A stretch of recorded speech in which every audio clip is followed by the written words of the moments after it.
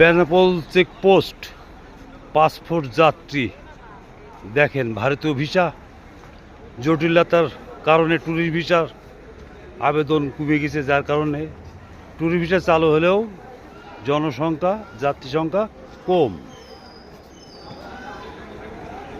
300-400 হবে যাত্রী, পাসপোর্ট যাত্রী।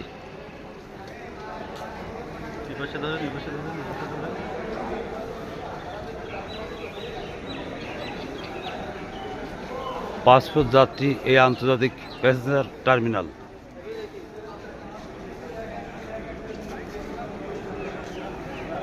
লোকজন, ভারতীয় ভিসা জটিলতা, যার কারণে এই অবস্থার সৃষ্টি। দেখেছেন বন্ধুরা, এই এখন থাকতো 7,000 আর এই সময় এখন 300।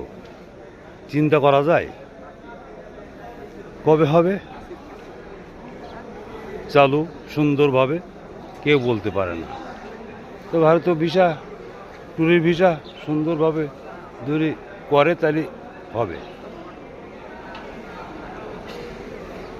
এমন ভিডিও দেখতে বন্ধুরা ফলো করেন, ফলো দিয়েন।